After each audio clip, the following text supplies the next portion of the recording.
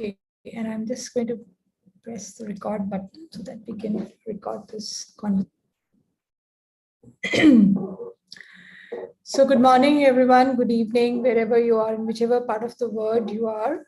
I'm Archana Sharma. I'm the founder of Samvedna Care. And I'm very happy to have a very distinguished group of very highly qualified and resilient women, strong women. And we will be talking about the resilience of women and how they inspire and take care of their family as well as manage their professional lives and how they face adversities. So before I get into the introductions, I'd just like to briefly talk about Samvedna. So Samvedna is an organization which is working for the elderly, and we have been working for people who are dealing with Alzheimer's, neurological disorders, mental health issues, as well as people who are dealing with the issue of loneliness.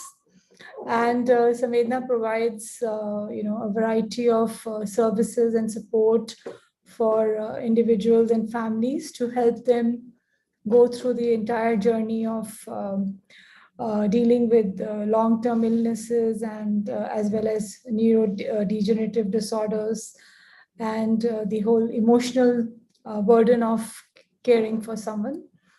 So today, just to introduce the panelists, so I have Dr. Jayashree Dasgupta. She is my co-founder, and she is currently also pursuing Atlantic Fellowship in Equity in Brain Health at the Trinity College, Ireland, Dublin. I have Rima. She's a healthcare consultant. She's based out of Massachusetts, and she's also the author of a book which she wrote on her father, his voice, and we'll be hearing more about that from Rima today.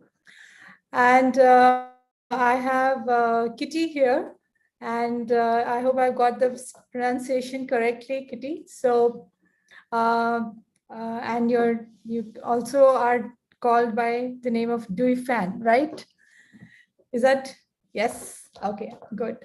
So Kitty is a nurse by education. She's a master's from the University of Toronto, and she's working at the St. Elizabeth Hospital, Canada, as a global nurse consultant. And she's also working in healthy aging. And we'll be hearing more from each one of them about their backgrounds as well as their experiences. So over to you, Jayashree, for starting the conversation and taking us through this insightful discussion. Thanks a lot, Archana. I think it's really great to be, today talking with three panelists who have a vast, not only, personal lived experience, but also professional experience in terms of caregiving. And before we begin, I'd just like to let all our participants know that we are recording this webinar, and this will be available on our YouTube channel. You are welcome to share your questions, any comments that you have with the panelists. So feel free to type these in the chat. You can either share them directly on the chat with the panelists and they can take those up, or you can, share this with everyone so that we could all see that, depending on your comfort level. Please do share in any comments, any questions that you have, so that we can discuss these during the course of this conversation that we have. And I think this is something that we, it's almost as though it's assumed that women become the natural caregivers in society, and we don't really talk that much about what we need to do to support them. So I'm really hoping that this is really going to be a beginning of a conversation to see how we can actually connect more with women, empower them, inspire other women who are often, naturally kind of fall into this caregiving role at various points in their lifetime. But before we begin to talk about that, maybe I could just turn to all the panelists and one by one, and maybe just ask them, from their vast experience, personal, professional, what is it that you actually understand by resilience? What are those things that really, um, what does this really mean to you? Maybe I could begin with Rima, and then turn to Kitty and Archana. Thanks, Jayashree. Excited to be here and participate in this conversation, very important conversation. Um, before diving into kind of resilience, can I give you a little bit, can I share kind of a little bit context? I know you're aware of it, but with the other attendees.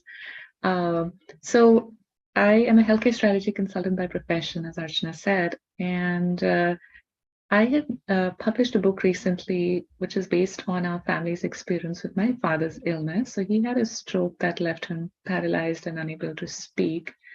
And my mom was the primary caregiver, and I really saw her emerge as that resilient older woman who took on what she needed to do and executed at a level which to me was absolutely amazing. I was the secondary caregiver. I was also the long distance caregiver. There is such a term, which basically means I travel back and forth. And I'm just trying to kind of highlight the fact that even within families, there's different types of caregivers, and I think it's important to understand the roles of each person. So during these 2 years, I'd started writing a diary, which was really trying to capture at least my interpretation of my father's unspoken thoughts, emotions, reflections on life experiences. And as Jayashree said, this is the lived experience that I'm decided to share to represent both the patient and the caregiver perspective and kind of trigger conversation and reflection, both at a personal level, those who are in crisis, try and strengthen and empower those in crisis, but also as a call to action to others to kind of pause and reflect. And at a systemic level, it really has to do with drawing attention to the challenges of, aging. And I know Kitty is going to talk a little bit about future of aging, but aging is a normal process that a lot of us don't necessarily plan for. And as we age, there's a loss in ability, which also we don't often plan for. So this has been a great personal journey for me that's brought me in touch with many inspiring people, including both of you and now Kitty. So in terms of resilience, coming back to your question, Jayashree, I see resilience as the ability to recover and adapt and grow from your life experiences.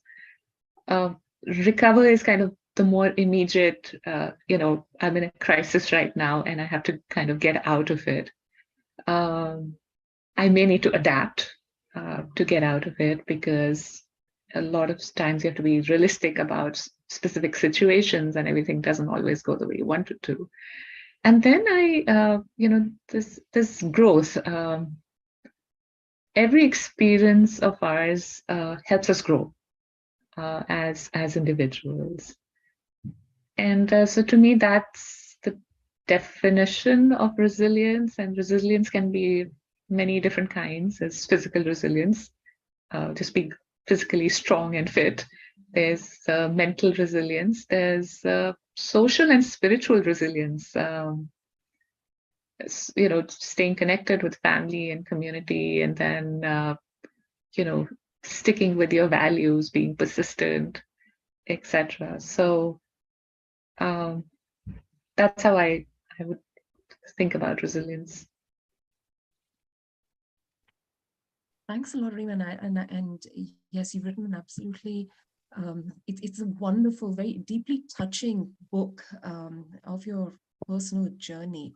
Perhaps you could also just share the link later in the chat with everyone about that. But um, it's, I mean, I just wanted to highlight one of the things that you mentioned, which really struck out in terms of, the different roles that women may also play as in the caregiving process. And I'm sure we'll come back to this a lot more later on during the conversation. But perhaps I could just turn to Kitty.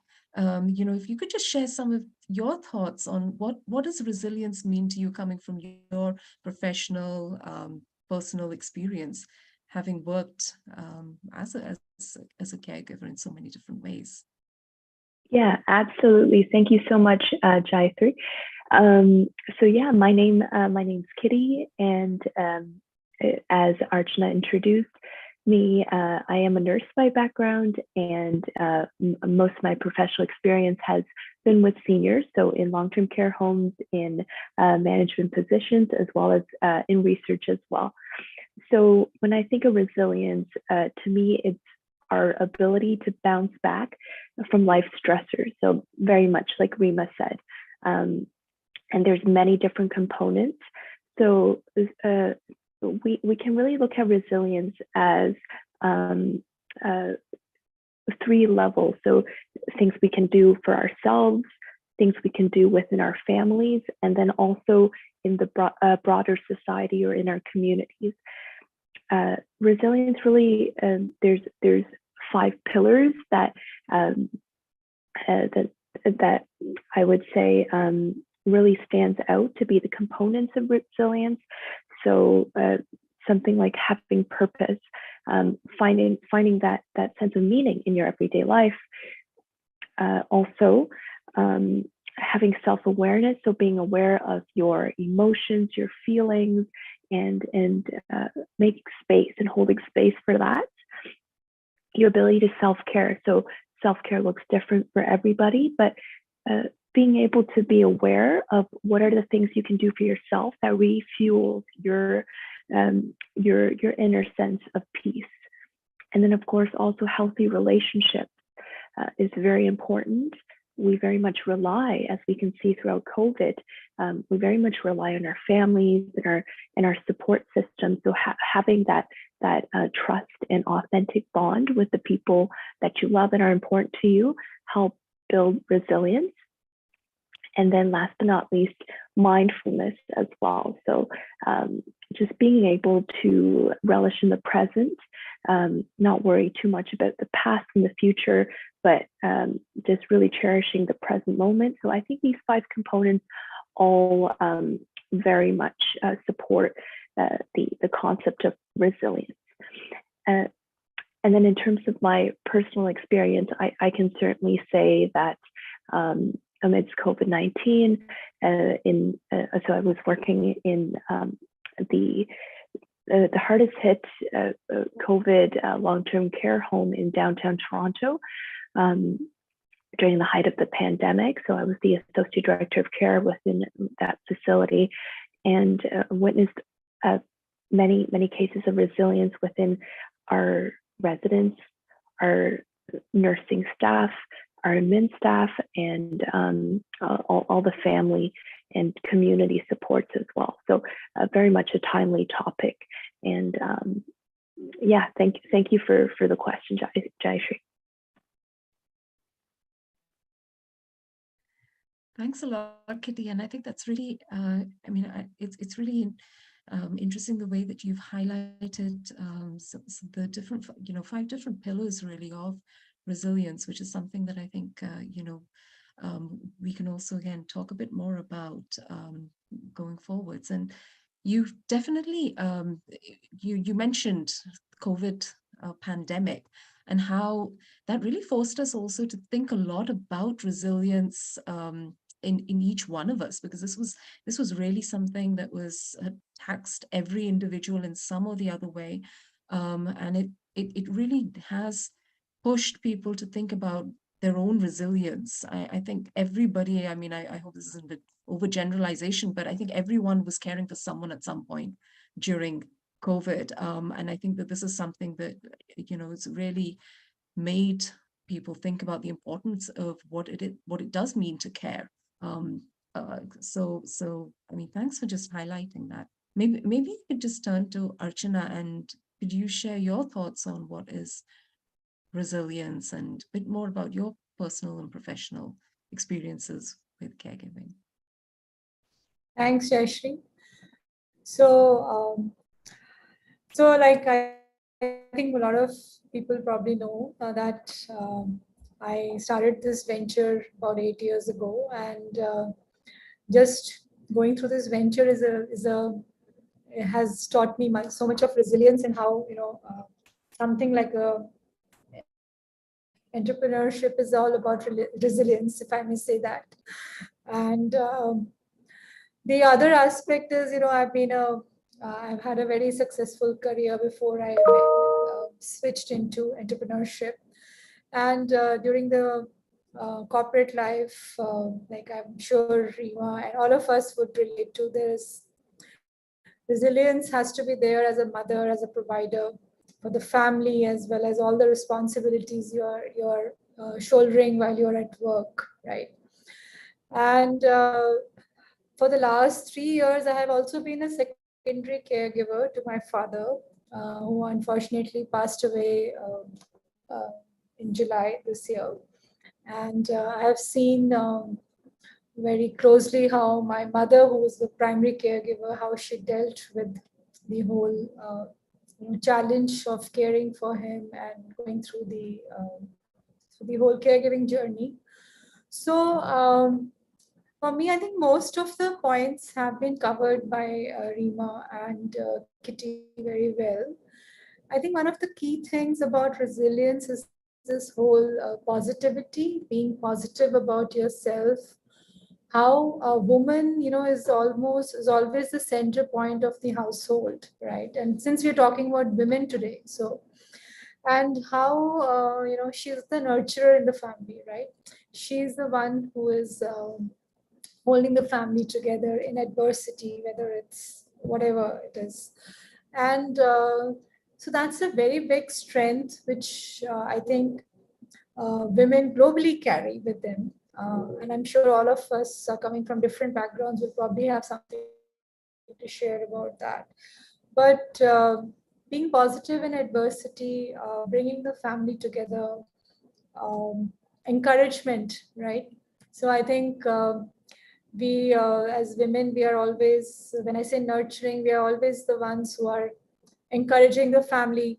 If there's a downtime, or there's a low period in the life of your children, or your spouse, or even otherwise, when there is an event in the family, you always see women at the forefront. They are the ones who are managing the things in the background, or they are the ones who are the silent administrators, even if they may not be the front, but they're always the silent managers in the background. So I think there's a huge contribution of women to keeping the family together. I think that's what I feel, and that positivity is what keeps that going. So that's what I have to share.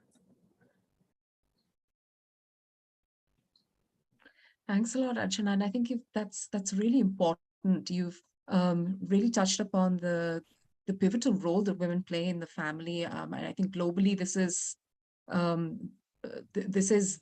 it is women who are natural, nurturers, the core of the family. They do shoulder most of these caregiving responsibilities.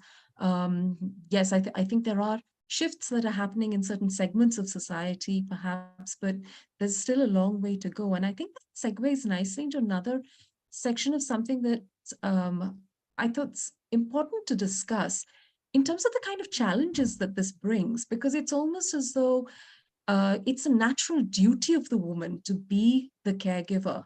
And whilst a lot of women do definitely have that inner strength to take on these sort of caregiving responsibilities, it's often very challenging for women to acknowledge when they're struggling with this.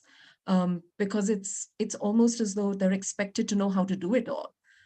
So perhaps maybe I could hear your thoughts and put this out as a question to our distinguished panelists in terms of what do they see as being the common challenges that women caregivers have experienced through their through the kind of work that they've been doing. So maybe again I could begin with you, Rima, and just to ask the participants in the audience, as we're having this conversation, definitely please just put in your questions in the chat so we can start to address these to our panelists. Over to you, Rima. Thanks, Jeffrey. Yeah, I think completely agree with what Archana said. Women have always been the center of the household almost, and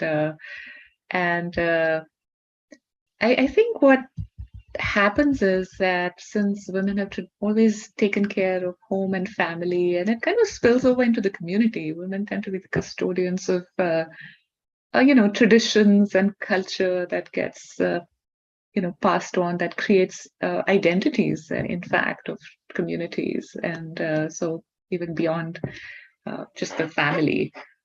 But a lot of this work, so there's the tangible work that's required to take care of the home and the family, and that's often invisible.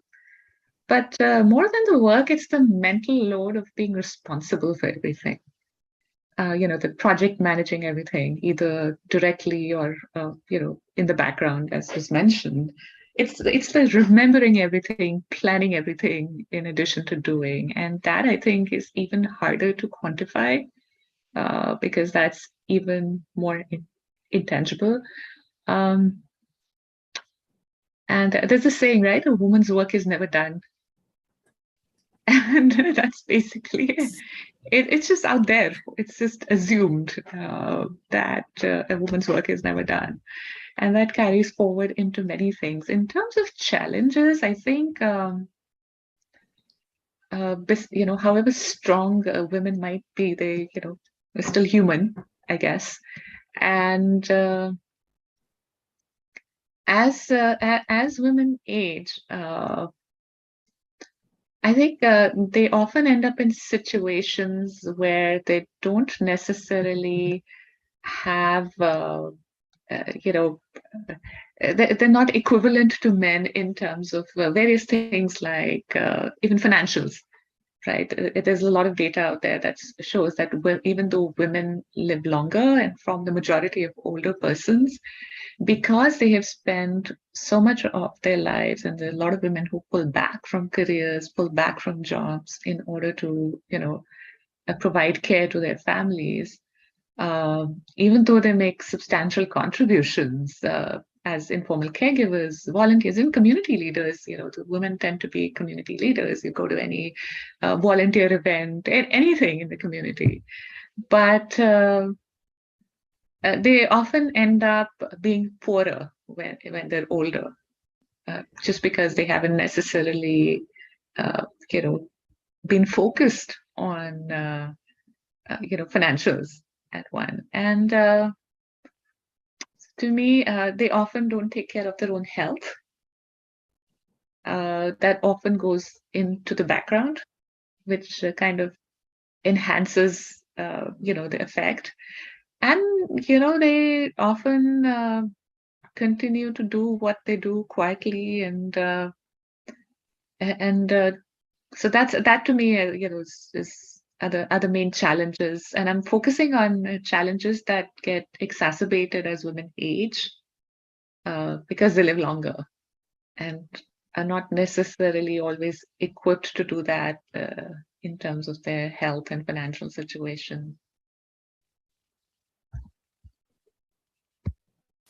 Yeah, and thanks a lot for raising these two really important challenges, Rima. I mean, I think it is, as you mentioned, women do really have play a pivotal role in terms of so many, and I loved what you mentioned about actually the whole cultural context as well, and the identity creation, and then how they often tend to neglect themselves as they're growing older, performing these duties that are almost a natural part of their role. And particularly in the context of older women, but, how there's also a lot of neglect of their own health. I mean, I think this is something that we've seen at Samvedna a lot, that women tend to hold back in terms of seeking help for themselves. They're more concerned about getting help for their, an ailing spouse or another family member, but they hesitate when it comes to taking help for themselves. So I absolutely, definitely agree with you that is a huge challenge. Kitty, I'm wondering from your context, is this similar? Is this different from the kind of context in which you work? Yeah, for sure. I resonate with everything that Rima said. So I'd like to highlight 3 challenges that I've come across and that are kind of at the forefront of the work that I'm doing in regards to the challenges that women, especially older women caregivers, face. So first is a sense of definitely that sense of duty, but also guilt that comes with not being able to be there all the time. Like Rima said, older women caregivers are also only human. They often suffer from burnout from caregiving, and the relentless physical and mental toll this type of caregiving takes on the caregiver. So yeah, what's important there is to ensure that women do seek help and that they build a community of caregiving, so that they have identified certain supports, such as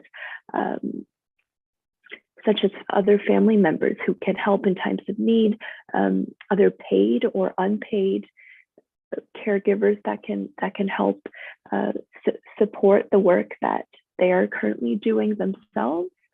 And then also just having other important social connections to help support their own caregiving work there.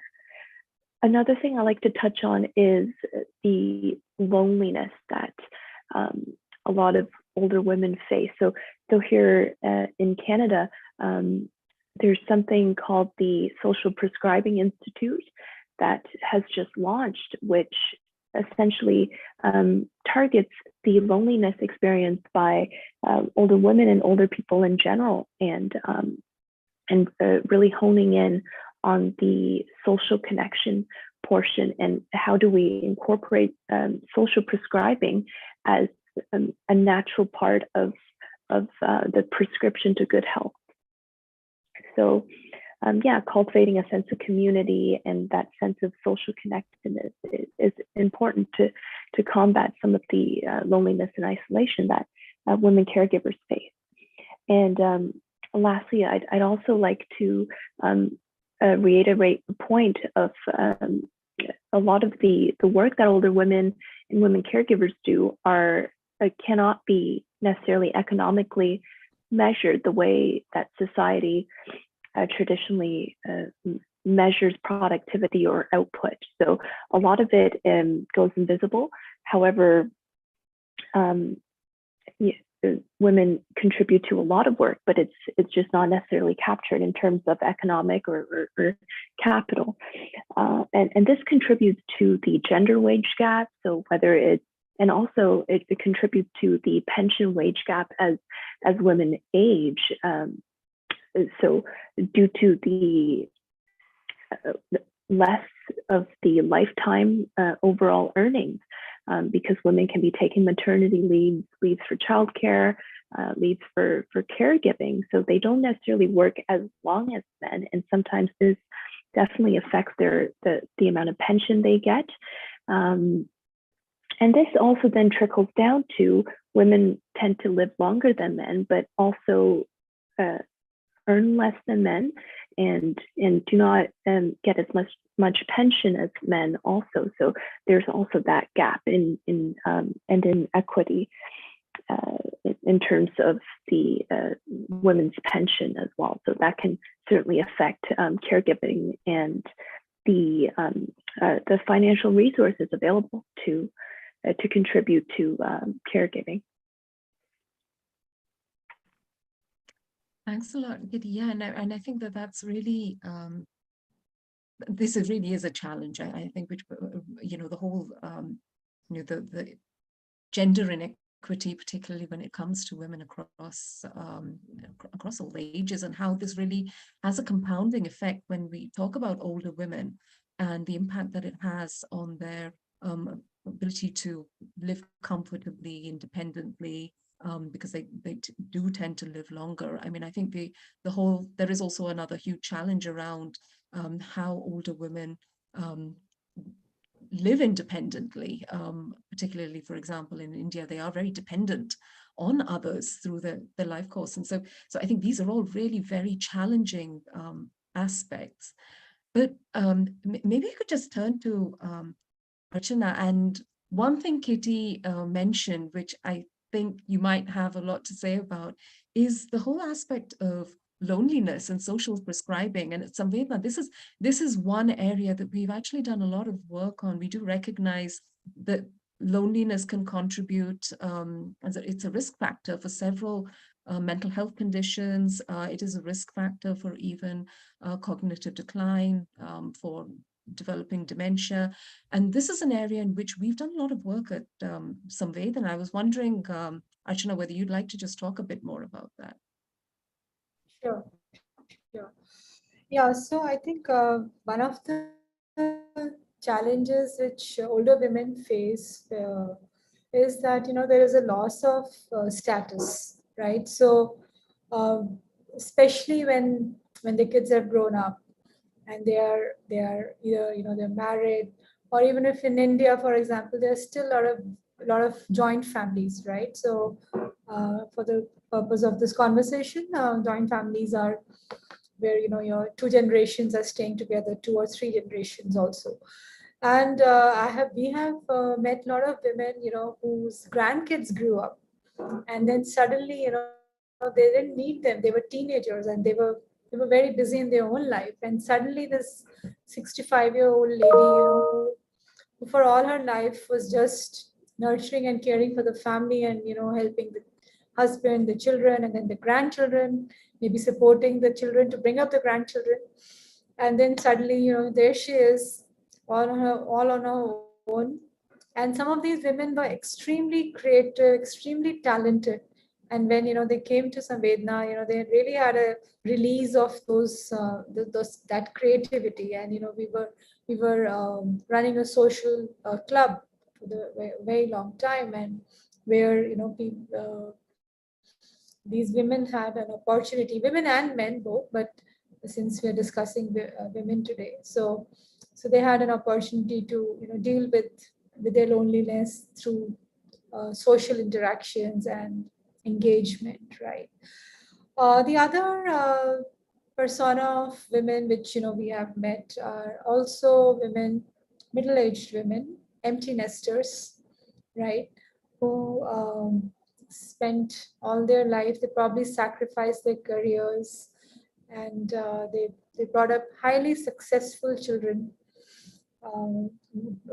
premium institutes, premium work profiles, and then suddenly they are alone. So the children have either flown away to the Western countries, or they're just hyped off, right? And so we have seen a lot of cases of such women who were dealing with depression, loneliness, and then I think, Jayashree, you would probably add to that. Those are risk factors for cognitive decline and other neurological disorders. So yeah, so those are the challenges, and women fight back a lot. So I think in my interaction with some of these women, they refuse to take care. They feel that they are duty bound, or they are strong enough, and if they take help, I can definitely talk about my mother.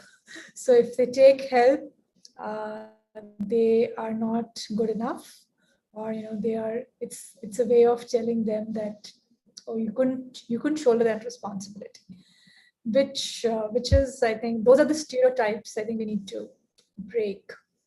And I was just to finish that, Jashri, I was just reading yesterday an article, and this very famous actress, Vidya Balan, and she was saying that when we both are on conference calls, she and her husband, who is a producer, and she's an actress, she says the people, they don't go to him, they come and disturb her, because it's a natural thing for them to think that she can be disturbed, and this power and the husband cannot be disturbed. So those are, all those challenges which women are fighting for, or it is where I think we need more empowerment, and resilience of women has to show in that area. So over to you. I think there's several people amongst the participants, and I don't know about the other panelists, but I've definitely experienced this personally as well, in terms of the one who's supposed to be always available to troubleshoot any minor, major issue, irrespective of what you're doing, particularly highlighted during the COVID pandemic. But on that note, maybe we could just actually turn to some questions we have in the chat. One question we have is about how can we support older women who are caregivers, and perhaps that we have a very international panel here, and one thing that I think is kind of emerged through this conversation so far is that we are seeing that in this kind of increasingly globalized world, that older adults with increasing longevity, older adults are living alone more, and that means that older women may require different kinds of supports. I'm wondering, from that kind of a lens or perspective, what are your thoughts on how we can actually support older women through their caregiving roles, assuming that there's going to be there already is, I think, in several parts of the world, a shift in this. But this is definitely from an Indian perspective. I think we're seeing this more and more now. What is it that we actually can do to support older women caregivers?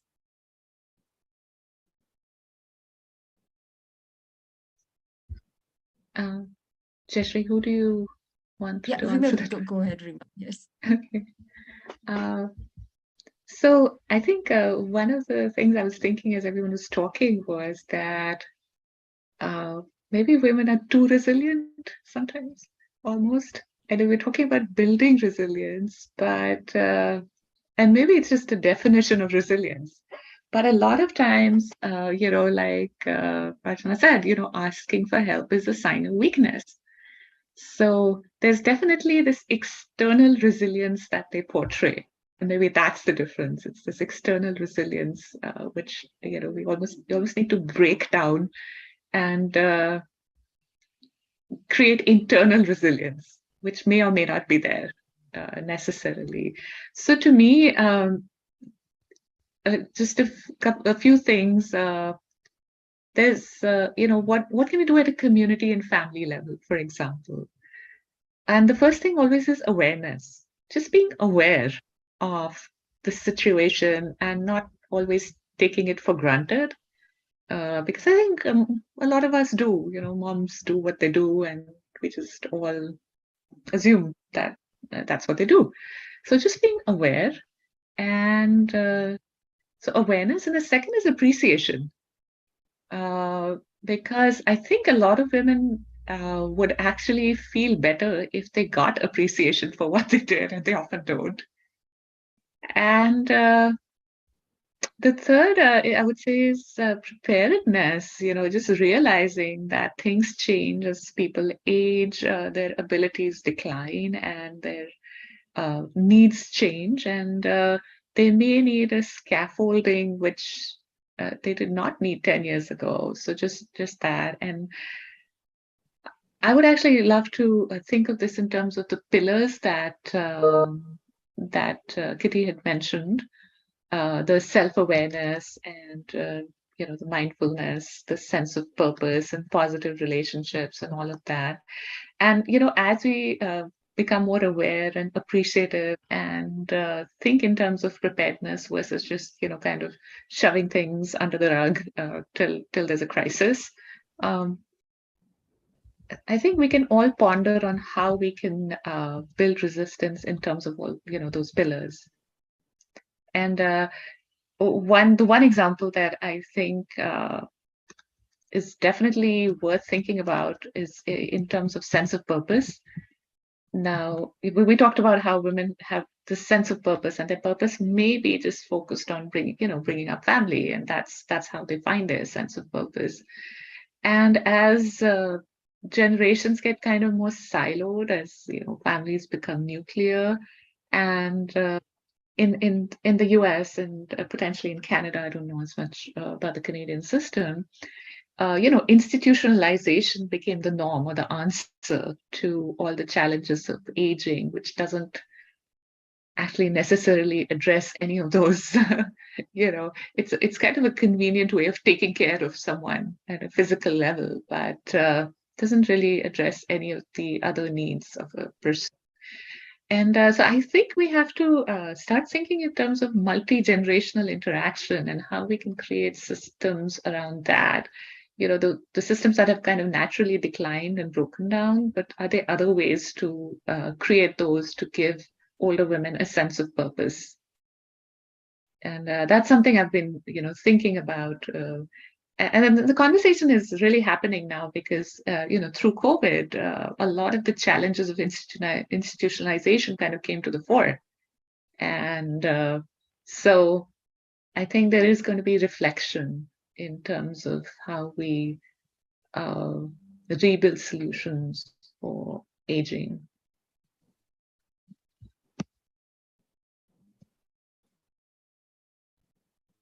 Thanks, Rima. Sorry, Kitty, would you like to share some thoughts on this? Sure.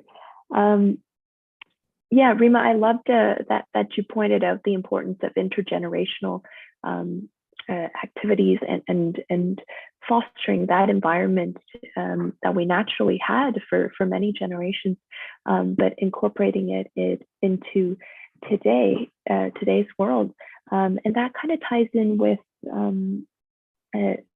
how technology. So since COVID, how can we support older women in a technologically enabled world? So more from a broader systems level, we really need to involve the end users. So the older women caregivers themselves in the co-creation of whether it's digital applications that people use for caregiving or seeking out education and advice, or it's social platforms. There's been studies done in Canada that shows that older people who are still able to stay socially connected through the social media of their choice, they do report less loneliness. So, but those the technologies on which the platforms are on and the platforms themselves, when they're being designed, they don't necessarily have older women in mind when they're designing that. So how can we ensure that during the design process and development process that the end users, such as older women, are involved as well? And another point too, digital literacy. So one's ability to navigate the digital space and knowing how to use different technology tools such as phones, iPads, different apps, and a great way to also incorporate intergenerational activities are the McMaster University in Canada. They've launched a program where they pair university students with older adults in the community, in which they learn from each other. So the older adults in the community, they share their life journeys, their stories, and different messages they want to pass down to the younger generation, and the younger generation help the older persons with navigating technology, and in the midst of that, you build empathy and learn from each other, and really building that sense of community and relationship. So that's that piece, and also tackling ageism, and I know we'll get into that too. But that's just such a large component on a very wide society level. Ageism is the most accepted form of discrimination currently, and so at all ages, us reflecting within ourselves, our own ageist attitudes, whether we're aware of it or not, and how does that affect the older women caregivers in our lives, our families, our loved ones, people we interact with. And I'll actually share in the chat a quiz that can help you identify some of the lapses in your thinking, perhaps, and maybe things you don't realize that might contribute to ageism in your own life. Thanks a lot, Kitty. I think that would be a very interesting thing to look at for everyone who's joined in today.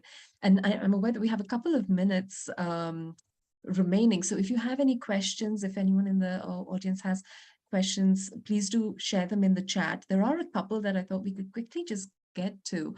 And I think you were just talking about ageism, Kitty, and there's a question about why is the contribution of women towards society not taken seriously? I'm wondering, Reema, perhaps, we could hear your thoughts on this and then move to Kitty and Archana.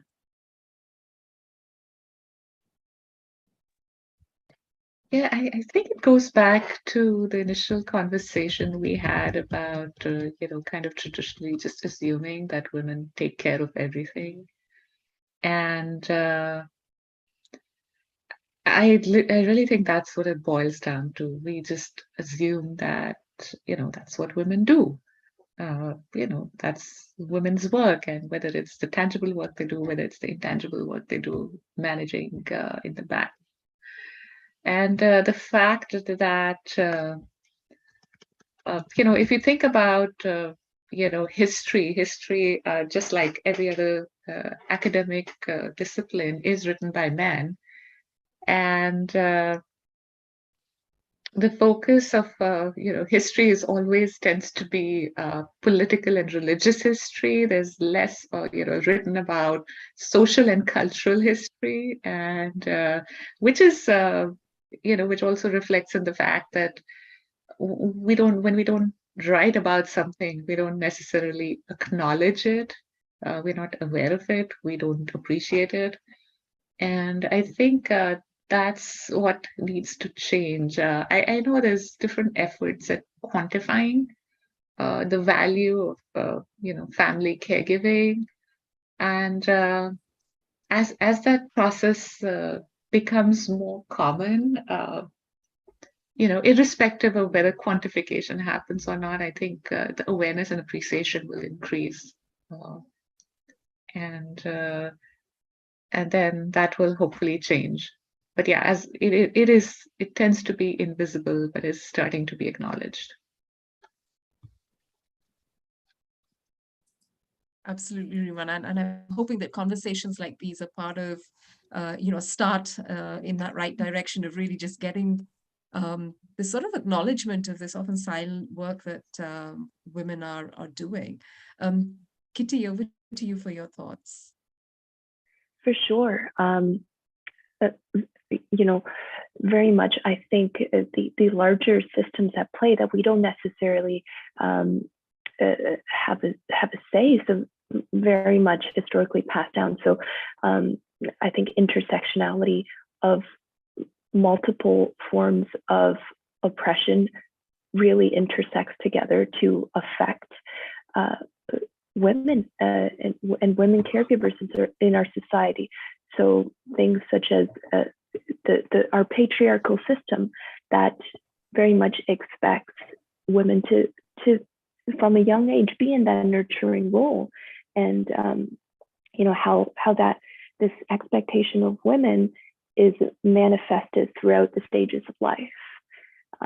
So from being a mother to raising children, and then women have this intrinsic or assumed to have this intrinsic responsibility to then continue the caregiving journey throughout their life. So there's the patriarchal system, and then of course the gendered ageism. So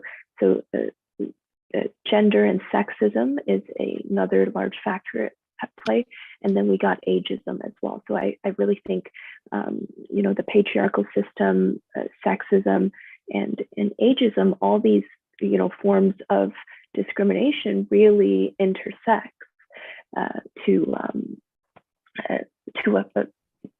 disproportionately disadvantage women in our society. Great, thanks a lot, Kitty. Sorry, I just quickly want to turn to the questions that has just popped up about, as a younger generation, how can we support older women who are perhaps not so aware of modern technologies and things that are happening around us?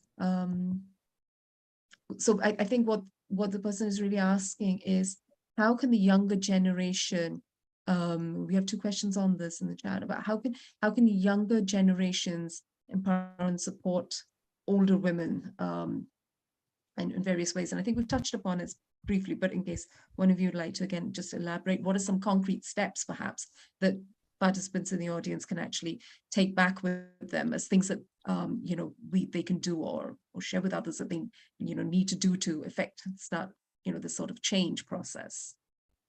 And anyone who'd like to share any thoughts on that? I can jump on that. So in terms of concrete steps, first, I'd say just starting with empathy and listening to what are the challenges that perhaps the specific older person in your life, what are they facing, and do you have the knowledge and time to help them, or perhaps are you able to find resources? So this could be other people, it could be other organizations that you can then share with the older person in your life to help support them. So whether it's from perhaps what the younger generation who has grown up with technology might view as the fundamentals in using the smartphones or iPad that comes so intuitively, perhaps spending the time to side by side with the older person in your life to take some time and get to know what are they struggling with, and I think just spending the time, having the empathy to help them through some of that is actually so valuable. And of course, like I mentioned, identifying the resources, and then also in your everyday life, you actually have a huge role to play in advocacy for women and older persons in general. So even whether it's through your work, your school, the other people you're connected with, even just raising some questions around ageism. And if they say something like, oh, that woman, she's too old to dress like that, or so first just being aware of what ageism is, how, and then recognizing that in your life, because I'm sure a lot of it is so widely accepted that we don't even come to question it anymore. So questioning that, raising the question with the people in your life, to spreading that advocacy and awareness in terms of age inclusiveness is on a broader level, what can then trickle down into, then if you share this with the people in your circle, they then might raise the awareness into the broader society too. So that goes, beyond just concretely helping with technology, but more how do we improve the lives of older persons in general. And raising questions and advocating for older persons is something that people, whether it's younger generations or any generations, can do to really start having a ripple effect in your community. Absolutely. Thank you so much, Kitty. Rima, do you want to share some thoughts on that? Yeah, no, I think Kitty covered most of them, but basically change starts at home. And so, to the extent younger people can be aware of, the changing needs of older adults, and within that, the older women, because a lot of times, what you suggest to someone, to the extent it can be contextual in terms of how it relates to her life and maybe makes her life easier or more interesting, so does being able to use a search engine help her find recipes, to cook, or does it help her, understand what's going on in the world, helps her participate more in conversations in the community. So yeah, just do what you can. It's not just that your dad needs to, go digital because he manages the banking, but there may be various reasons here. This actually happened. My mom initially used to say, "Oh, well, he needs to learn how to use the computer because he manages the banking. I don't need to." So I think that. And I think digital literacy is something that's so critical, and it is really, I suppose, a responsibility of the younger, more digitally literate generation to actually handhold or people who may not know it so well. And help them really learn this as a skill, because I know Kitty was talking about social prescribing, and it strikes me that something which was so inherently a part of our community living is now something that's become a prescription. Very sad to see that, but glad to hear that this is something which is gaining the sort of recognition that it does, and the vital role that it plays in connectedness, and how how essential it is for individuals to remain connected, to ward off loneliness. And of course, digital literacy, digital platforms, etc., are a huge way in which that the global divide can be bridged. So definitely, I mean, I think if there's one thing that definitely I think all younger adults should advocate for, it is digital literacy and hand-holding older adults to learn that. But thank you so much for those thoughts. I'm aware that we've really run out of time. It's been an absolutely fascinating discussion. I think we've touched upon so many areas, right, from the 5 pillars of resilience, and what women in particular, and I think this is actually, it goes beyond women really, for any individual, what resilience means, what you need to look for there, to how important it is to increase the awareness in communities about the roles that women play in caregiving. This is often ignored. It's an assumed role and responsibility that women take on, and how that actually leads to women becoming very hesitant to seek help from themselves. There's so much of guilt associated with it. But yes, women, I think as Rima was mentioning, they're only human. And how they need support. And it's really just a start of a conversation, I think, that we've had today about what we need to do to support women more in these caregiving roles, particularly as they grow older. And the vital, really important role that community and society should play in this. But I think maybe I could just turn to you, Archana, for any closing thoughts that you have before we close this webinar for today. Thank you, Jayashree. I think I would like to just bring this back to how we started this conversation about resilience. And one of the, I think there was a question on what can older women do to help themselves.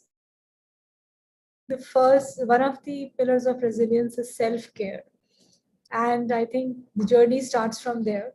So if women are cognizant of the fact that they need to spend time on their self-care and their well-being, and then take that conversation from there, is when the stereotypes will break, and there will be more acceptance of the role of women and recognition of the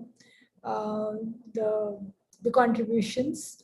So start with self-care. I think we have to propagate that to the older generation, encourage them to think about that, because at the end of the day, you and your body is the only thing which is going to be with you, right? So if you are good here and you are fit, then I think you will overcome any adversities. So that's how I see taking this whole resilience conversation forward. Thanks a lot, Archana. And I think on that note, I just want to direct everyone to a couple of resources that Kitty has shared in the chat. This will be really interesting for people to take a look at. And I know Rima has also shared details of her book in the chat. So, for people who are interested, take a look at that. Please do that. I know Rima's book, of course, is wonderful. It's an absolute must read for anyone who's going through a caregiving journey. There's a lot that I think that one can identify with in the book, and as well as the resources from SC Health that Kitty has shared. Archana, is there anything else that we'd like to, any other announcements or anything that we would like to make before we close? Yeah, I know we are running out of time, but I'll just take a couple of minutes to just talk about, how we at Samvedna have been trying to adopt technology and be able to, give tools to individuals to be able to take care of, whether it's care management, or it's looking up the prescriptions or the reporting. And what we have recently launched is actually a self-assessment tool, which is basically to give an individual the ability to go and take a self-evaluation of their mental well-being, whether it is their own well-being, whether they want to evaluate their caregiver's stress, or they're dealing with somebody in the family who's struggling with dementia, or if they're seeing initial signs of cognitive decline. So I'll just share my screen very quickly to see if I can get to that screen, and just pardon me for a second. So just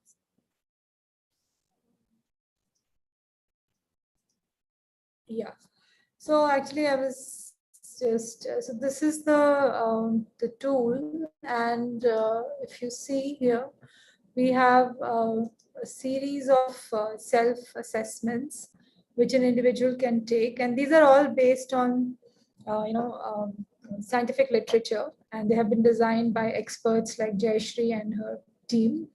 And so an individual can take a assessment about dementia for yourself or someone else in the family, a mental well-being self-assessment, or if somebody is going through caregiver stress. This is a starting point, because I think one of the challenges we have is that people think that it's an event in their life and they will get over it. Sometimes that event continues for a longer period of time, and that's when you realize that you actually need expert support and help. So these assessments or these tools, and we'll be coming out with many more, will actually help individuals in the privacy of their homes be able to take these self-assessments and see where they stand. So at the end of the evaluation, like at the end of the answering the questions, they will be given a self-care plan, and then they will have access to our blogs and other services which they could sign up for. And there are self-care tips which we are providing to individuals, so they can log their self-care activities and be able, let me just see if that screen is going to come up here. So they would be able to just be able to log in their activities for the day, and so every day they're getting a different activity. They can log in how they slept, how they what time, how is their mood, a mood tracker, a sleep tracker, quality of sleep. There are a lot of tips on well-being, self-care, which are available here, so the individual can go through that. They can see their progress, you can see their appointments and other things, so which like this is the kind of results which will come in. And so do take a look at this. This is at map.samvednacare.com, and I'll just type it in here in this chat window. And go ahead and try a self-assessment to see where you are, and if you need help, or please, if somebody who probably would benefit from this, I think it would be a great way to get them started on their self-care. So that's where it is. Yeah. Thanks a lot, Archana. And this is really just, this is our endeavor to see how we can encourage people to start taking help. That initial hesitation to actually do something for yourself is very common. It's a challenge. But this is something that you can take in the comfort of your own home, on your own time space. It's really something that can help you with decision making. There are tips in there, as Archana was mentioning. Sometimes the simplest of things can be incredibly effective, and there's a lot of scientific evidence out there to support this. But it's harder to implement.